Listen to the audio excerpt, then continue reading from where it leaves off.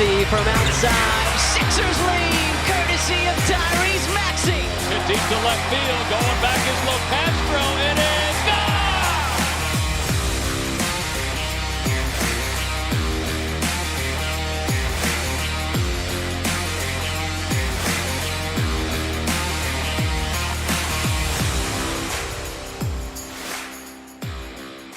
Hello, everyone, and welcome back to the Beef Up Front podcast here on Pick Swap Media. Your host, Ryan Coyle, joined alongside Joe Kmetz for a little second weekend preview here for the NCAA tournament. Had some March Madness fun last week. Not that many upsets, but I think that sets us up for a great second weekend this weekend. Some really high-profile games. I really don't think you can look at one matchup and be like, wow, that definitely is going to be a blowout. I think you can make an argument on either side that each team's going to win.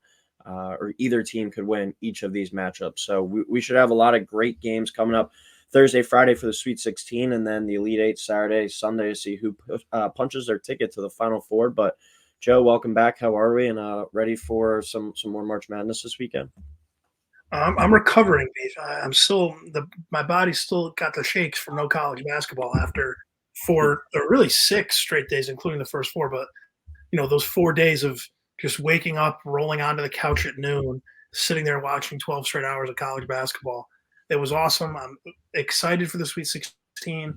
And, it does, in a way kind of stink that we didn't get any true Cinderellas. Like, NC State's the one. They're an 11 seed, but you can make an argument that they're one of the 16 best teams in the country right now with how they're playing. But I think you said it best. There's going to be some fantastic matchups the rest of the way. And I saw Jake Marsh actually tweeted out from Barstool. He said that this is pretty similar to 2019 when we had a lot of chalky games early, and Oregon was the only Cinderella, and they were a 12 seed, from that year. But we got excellent Sweet 16, Elite Eight, Final Four. The national title game went to overtime. That was a great game as well. So I think we're getting more of that this year, and I'm really excited. All right, so we will start on Thursday night in the West region. We go out to LA for this one. Number 6, Clemson, who a lot of people had getting bounced there in the first round to New Mexico. They were able to beat New Mexico, then beat Baylor. Versus number 2, Arizona, who had an easy first game against Long Beach, and then a pretty tight kind of back-and-forth battle against Dayton. They pulled away there at the end, but 7-9 tip on CBS tomorrow on Thursday. Zona's a 6.5-point favorite, over/under 151.5. Joe, you think Arizona moves on to the Elite Eight? Yeah, I think Arizona's going to win this game 82-71. So I'll take Zona minus a 6.5. I'm going to go with the over. I think this is the only game that has that kind of stands out to me as the potential to be ooh, this could be not a great game. All the other games, Coyle, I'm with you. I think they're going to be awesome. This is the only game that scares me just because Arizona, when they're on, and we saw it at points in the Dayton game. Dayton battled back a couple times.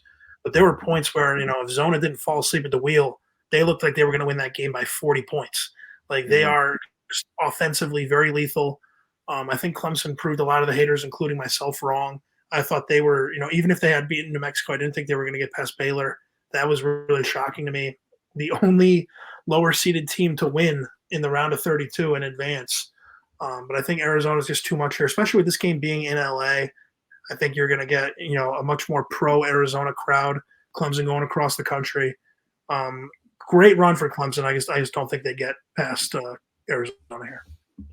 Yeah, Clemson over those first 2 games looked like that team that I really liked at the beginning of the year when they started out 10-0, 11-0, whatever it was. They have the talent to certainly compete with Arizona. I just think if Arizona is able to dictate the pace in this one and make this an up-tempo game and Clemson tries to get into that game, Arizona will just wear them out over time. It's a game where maybe I'm going to look at Clemson, maybe first half spread. If it's 3 or 3.5, I think Clemson's able to keep it close, but I think Arizona's just kind of speed and endurance over the course of the game will eventually wear Clemson down if they try and get into that back-and-forth track meet. And PJ Hall has been in foul trouble in both of their tournament games so far.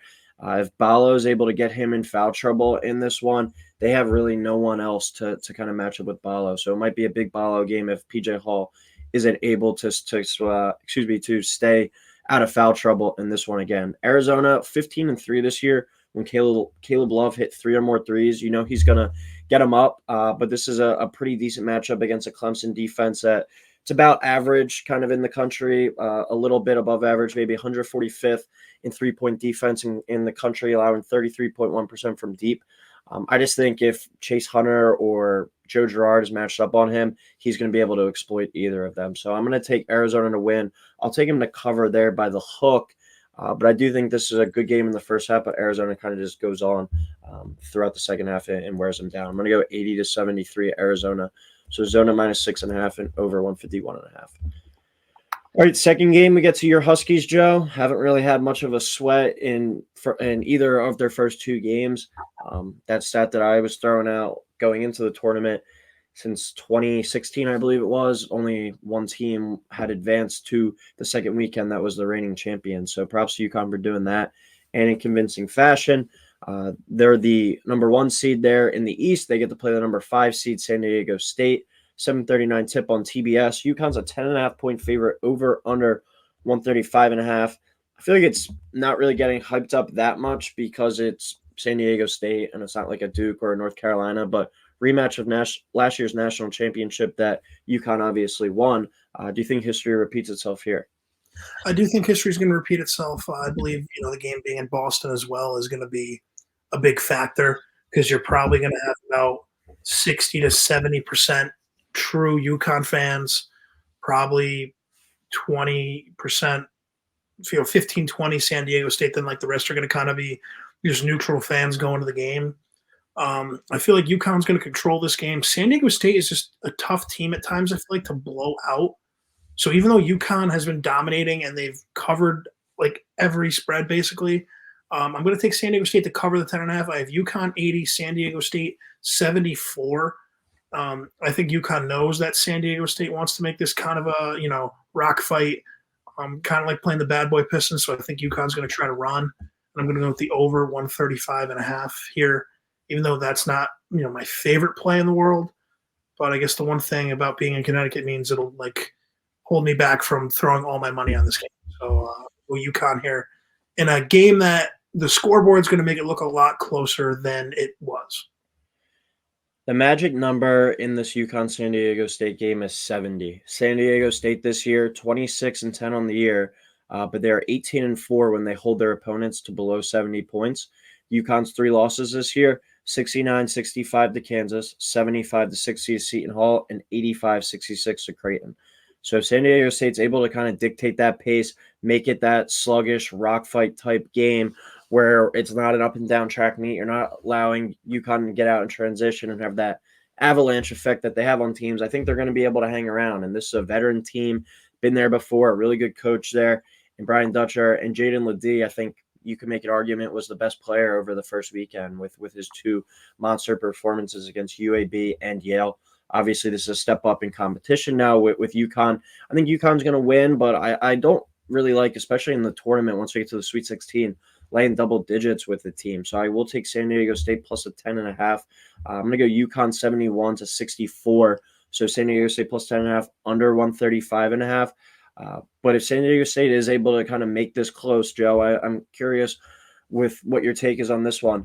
UConn is just so used to blowing out teams and dominating teams. They haven't really seen many close games that they're going to have to go down to the wire where it's, all right, 4 minutes to go, it's a 3-point game. Are they able to kind of execute down the stretch? I mean, I don't see why they wouldn't be able to, but you got to think San Diego State's been in this spot a lot more than UConn has this year. Does UConn have that kind of clutch ability where you're not up double digits going into the under 4 timeout? Are you able to close out a game? So I think if San Diego State can get it to, under 8 timeout, especially the under 4, and it's still a ball game, single digits, I think they're going to have a chance, but I'll go UConn to win it. But yeah, do you think that kind of their lack of close game experience could come back to haunt them in this one? I mean, I would say so in terms of, the Cam Spencer type, because I know it sounds crazy because he's just been so dominant this year, but Cam Spencer obviously wasn't there last year. I'm not really worried about Klingon, Newton, and Caravan just because they were on the team last year, starters, or, in Klingon's case, just like a really big piece to the puzzle. I wouldn't really be that worried about them, but I do agree, Coyle, even with those guys. They're all reserves for the most part last year. and like the lack of, since like it's been so long since they've had these Mhm. tight games. I do think that would have an effect. I would be more so worried about it though. I know it sounds silly against a team not named San Diego State. I'm knocking on wood so I don't jinx myself because I know they did make it to the national title game last year. But like if this was you were saying this and we were playing all of a sudden Houston or UNC or Purdue, I would definitely be more nervous. But San Diego State, I think outside of Ladie, it's going to be hard for them to just go guy for guy with UConn. Yeah, I see what you mean. All right, next game, we go back to the West region. I think this one has a chance to be the most overall kind of entertaining game. I think we see a lot of points and a fun back and forth in this one. Number 1, North Carolina versus number 4, Alabama, 9:39 tip on CBS. Tip in after that first Clemson game. UNC, a 3.5-point favorite, over under 173.5. Joe, you think that UNC it will be able to kind of take advantage of this poor Alabama defense, or you think Alabama is able to pull off an upset here? I think UNC is going to be able to take advantage of the bad defense, but I also think Bama is not going to have another performance like they did against Grand Canyon. That was an ugly, chaotic, like fun, in terms of just pure chaos, but not a good basketball game. Like that's the game that the NBA fans will bring up and be like, oh, this is why I don't watch college basketball, because it was pretty sloppy at times. I think Bama's going to be able to clean it up, not on the defensive end, because we know at this point they don't play defense. But I'm going to go with UNC. I actually wrote 87-83. I'm changing that to 97-93 UNC because I love the over here. I'm going to take UNC to cover the 3.5. I think this game is going to be a pure shootout. I think, Coyle, I agree with you. This is going to be the most entertaining game of the Sweet 16. I'm really looking forward to this one, and I think UNC is just going to kind of be like dribble the ball up the court, all of a sudden, go in. I think this is going to be a track meet the whole time. Yeah, I think Alabama, if they do engage in this track meet, I think it's going to kind of hurt them. I know it sounds stupid because that's kind of used to how they're playing, but when it comes down to the stretch and you need to get stops, North Carolina can do that. Alabama, I don't think can down the stretch. So I think if this game is a little bit lower scoring, it might actually favor this favor this Alabama team a little bit more than usual, because even we saw in that first round game against Charleston when they beat them 107-91, I believe the final was, Joe, they still gave up 91 points to Charleston. You turn that into North Carolina instead.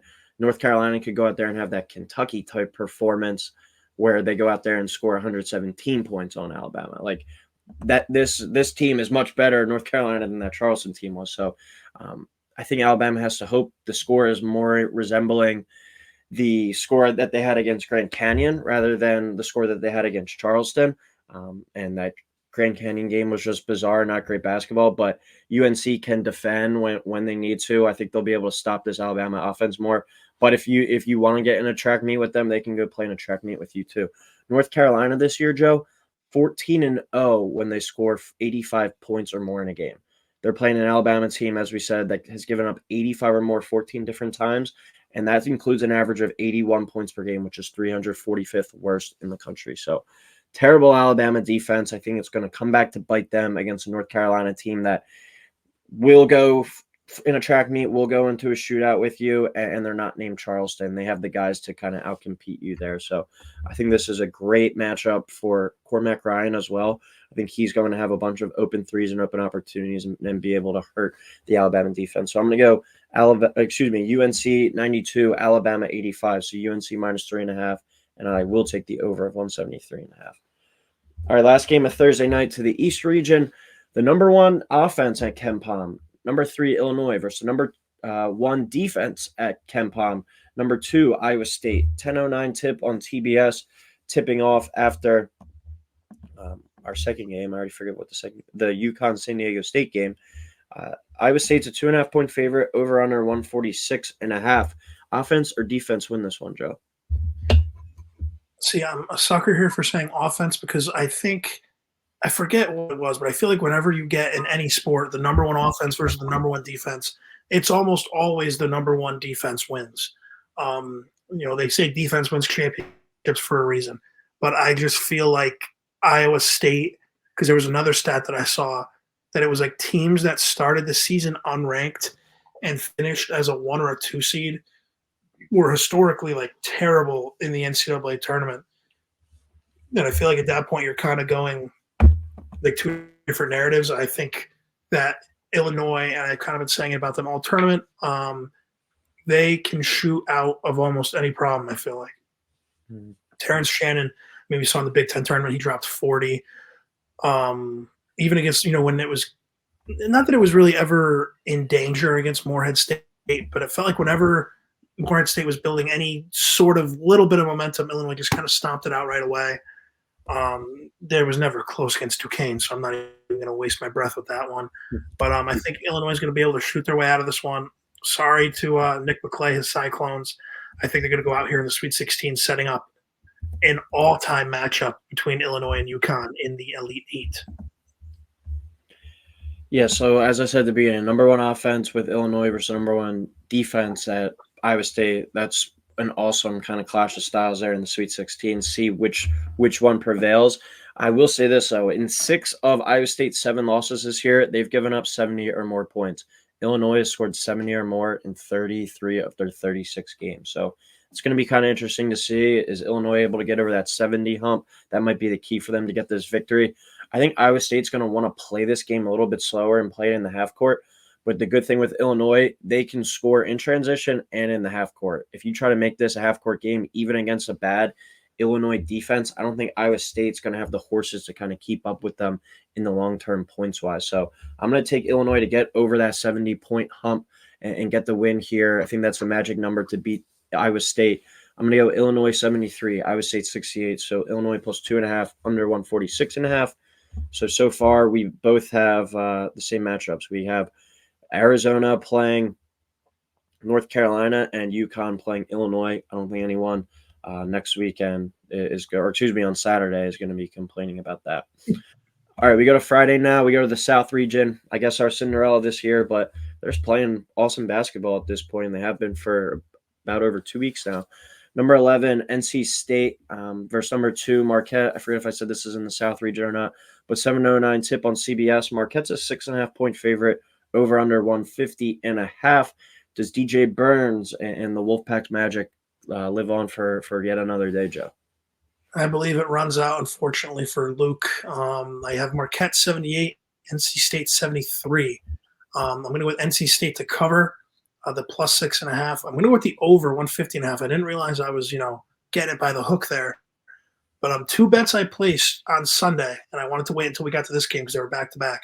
I got NC State at plus 7.5 right away. I put that in, and I put Illinois at plus 1.5. They were plus 100. That was the spread at the time. Now, they're either 2.5 or 1.5 on certain books, but the 1.5 is like minus 110 now. So I got that at even money, and I really love both those bets.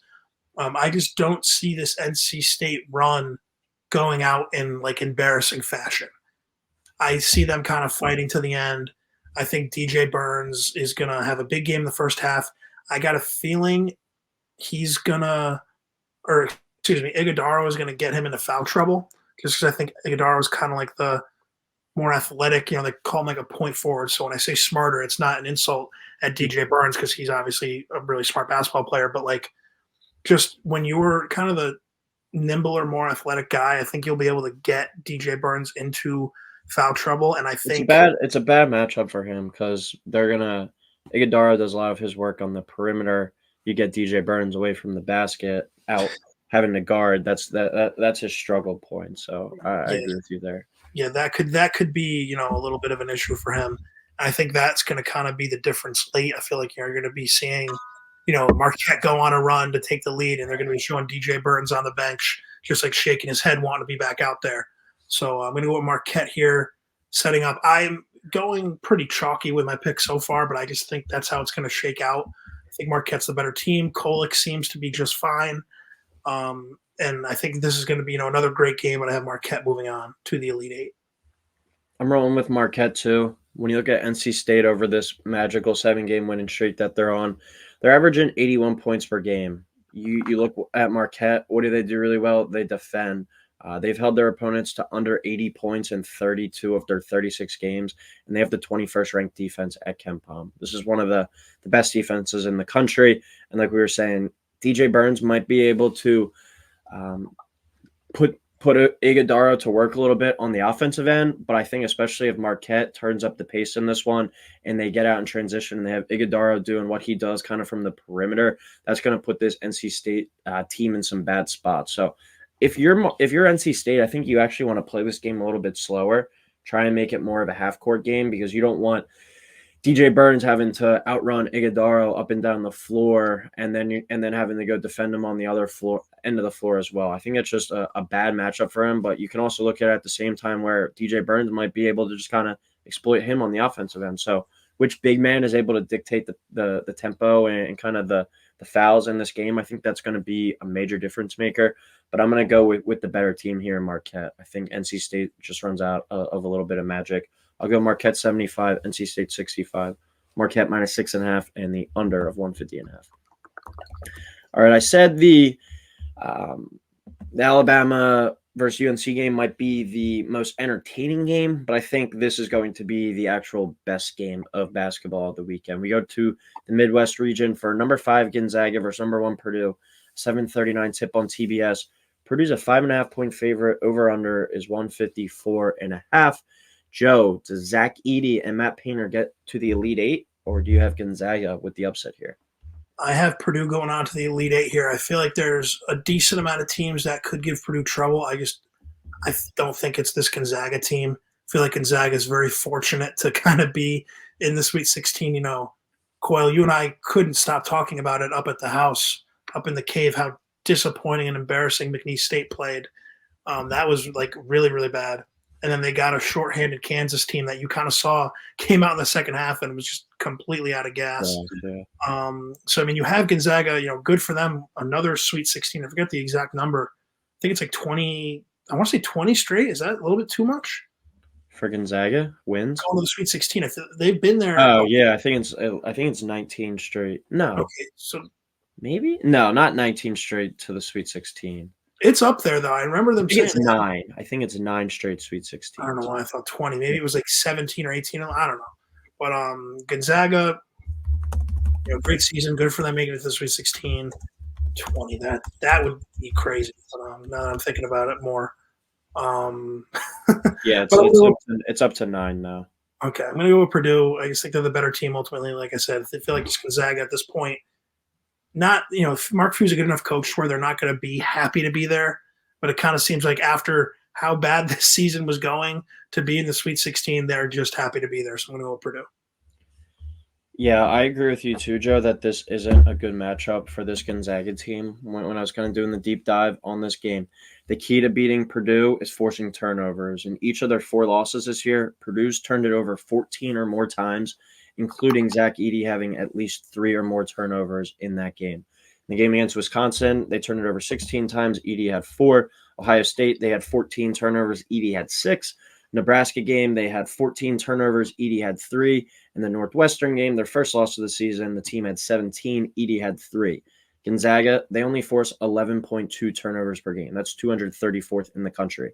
So I think they're not going to be able to force turnovers most likely on this Purdue team, and that's going to hurt their ability to go out there, get out in transition, and score the basketball. So as long as Purdue takes care of the ball, which, like I said, Gonzaga doesn't force a lot of turnovers, that should be a very added bonus to them because I think, too, as we talked about with DJ Burns and Iguodaro, 2 kind of completely different big men. Graham Ike and Zach Edey are pretty similar. They most of them do all their damage within 5 to 10 feet of the basket. Zach Edey is going to, I think, dominate that matchup. You don't have a guy that's pulling him out to the perimeter. I know it's going back to last year, but you look at what FDU did and their ability to beat Purdue. They were able to get Zach Edey away from the hoop with a smaller lineup. Does Gonzaga maybe have a few tricks up their sleeve? I don't think so, because they rely a lot on Graham Ike and the way that he's been playing recently. So I think that's a good matchup for them and both of them. I think expect both of those guys, 2 of the best big men in the country, especially with Edey being the best, going back and forth at each other. I think that's going to be a good matchup. but that benefits Purdue at the end of the day. The more that he's in there around the rim on both offense and defense, that's going to benefit them a little bit more. And I just think, just like Virginia was in their kind of revenge tour from that losing that 16-1 game, I think Purdue's kind of in that mode as well. They look like they're really locked in right now. And I said it too when they lost to Wisconsin in the Big Ten tournament. I said that wasn't the worst thing, because sometimes just having that reset and locking in and focusing on the big trophy in April down in Arizona was what mattered most. So I'm going to go Purdue 80, Gonzaga 73, Purdue minus 5.5, under 154.5, but very interested to see the chess match back and forth between Painter and Mark Few. All right, we go to the South now. Number 4, Duke, coming off a huge beatdown of James Madison versus number 1, Houston, which was maybe my favorite game of the entire first weekend. 9:39 tip on CBS. Houston's a 3.5-point favorite, over under 133.5. You think Duke can pull off an upset here, Joe? I don't. I'm going to go with Houston 67, Duke 61. I'll take Houston to cover. I'm going to take the under of 133.5. I think this is going to be, Houston's going to kind of get back to what they wanted to do. They aren't going to let what happened with A&M happen. A lot of guys getting into foul trouble. And honestly, my whole thing is too, obviously Houston with the suffocating defense and everything, but Duke, and I didn't really realize it until today. I was just looking. Their last 3 games, they lost to NC State, who is the equivalent of an 11 seed in the NCAA tournament. Then their 2 tournament games, they got Vermont and James Madison. They got 2 double-digit seeds heading into this game. Now they're playing, I think Houston ended up being the number 3 overall seed, a number 1 seed. They're definitely stepping up in class. This is the best team they played since they played North Carolina at the very beginning of March. So I think that's going to kind of be a little bit of a shock there early. I feel like Houston might, you might look up and see 5 or 6 minutes into the game, Houston's up like 10-2 or 11-4, which I know doesn't sound like a lot, but for the way Houston plays, that's a pretty sizable margin here. I don't see Duke having another hot shooting night, like where it felt like James Madison they couldn't miss. Put the steak knife boys into bankruptcy. But I'm going to go with Houston here. I feel like Duke will make it a game late. I think Houston pulls away with free throws, covers that 3.5. And like I said, I'm going to go with the under. Yeah, so far we've had all the same picks. I'm going to go against you on this one. I'm going to take Duke. I wasn't really buying them coming into the tournament, but that game against James Madison was really impressive. Like you said, maybe it was just a super hot shooting game. And maybe it was because it was a double-digit seed, but they impressed me, and I think they kind of have a swagger to them right now where they're like, all right, we're Duke. Don't kind of talk down on us, because there was a lot of people out there taking James Madison. I think they were the most bet team against the spread on Sunday. So I'm going to go Duke 70, Houston 67, so Duke plus 3.5, under 133.5. When Duke commits on the defensive end, they're as good as anyone, I think. I mean, when you look at their offensive talent, they can go out there and score with anyone. When they commit and play defense, they're a very dominant team. 14-0 this year when they lost 65 or less. Over their 8 losses, they've allowed they allow an average of 80.7 points per game. So there's your formula for Duke. If they're able to keep teams under 65 or just more so a lower scoring game, that pans out for them. If they get into a back and forth shootout, not so great. And good news, they're playing a Houston team that likes to play at a slower tempo and likes to make it a lower scoring game. That Texas A&M game was a bit of an anomaly. There's a ton of free throws, a ton of back and forth. There's a ton of fouls. So it's a little bit different. Houston only averages 74 a game, 170th in the country. I think this is a good matchup for Duke. And I think this Houston team they showed too, especially with all the foul trouble, they're thin. If they get a few of their key guys in foul trouble, Duke has a much better bench than this Houston team, I think. So I think Duke should kind of try to emulate that same formula that Texas A&M had, where attack the glass hard and attack the cup hard and draw fouls and get some of those key guys out. Push comes to shove at the end of the day. If it's under 4 and it's a tie game, you're going to have to look to Houston because of what Jamal Shedd's able to do. But I'm going to go with an upset here. I'm going to take Duke 70 to Houston 67, and we send one of the 1 seeds home packing. All right, and then another awesome game to wrap up the weekend. Number 3, Creighton versus number 2, Tennessee. 10:09 tip on TBS. Tennessee, 2.5-point favorite, over under 143.5. Could potentially set up a Rick Barnes Matt Painter matchup. Two teams that are, or two coaches that are notorious for their March struggles. Do you think we get that matchup, Joe?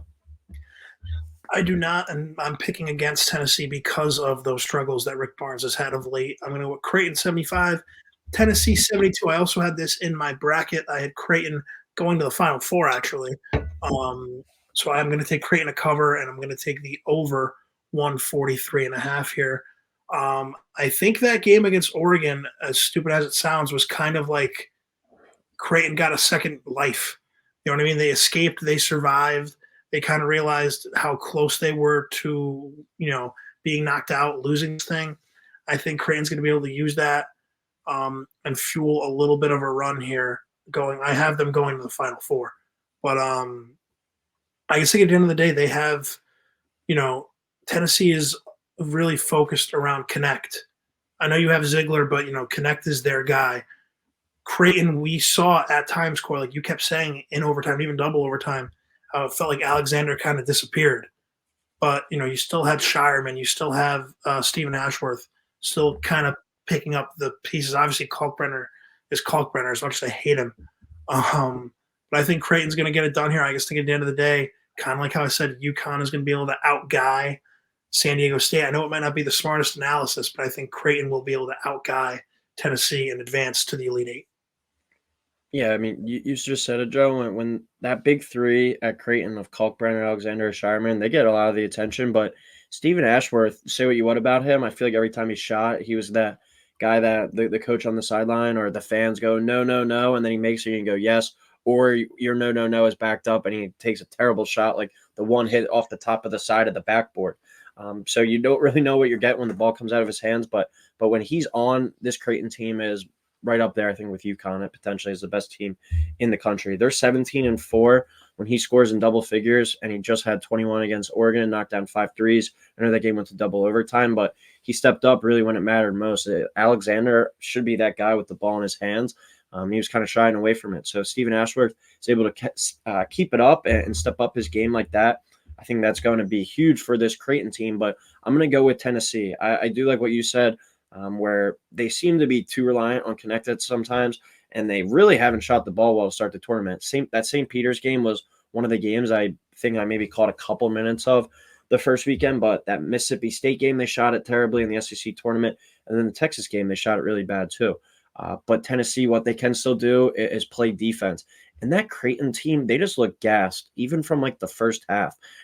They've been so reliant on these guys in Kalkbrenner, Alexander, and Shireman all year. Maybe that's why kind of Ashworth was taken over at the end, because those guys look gassed. If Tennessee's able to out-physical them, rough them up a little bit, I think that's going to really benefit them. And if they're able to keep this game at a slower pace, I think that's going to be good for them, because I think this Creighton team might just be a little bit too worn down. So I'm going to go with Tennessee 70, Creighton 65. So Tennessee minus 2.5 and the under of 143.5 there. So then our other Elite Eight matchups that we're setting up, we both have Marquette going on to play, you have Marquette Houston, I have Marquette Duke, and then I have Purdue Tennessee, you have Purdue Creighton. So I mean, I don't think anyone is complaining with any of those Elite Eight matchups for this weekend, and obviously for the next weekend should set up an awesome Final Four. But any last second comments, Joe, before we head out? No, Quill. I mean, you said it best. We've already been saying it. Very, very fun weekend of basketball ahead. All of, this is where you get the best of the best all playing each other. So I can't wait. All right. Thanks, everyone, for tuning in. Please like, subscribe, and enjoy the madness this weekend.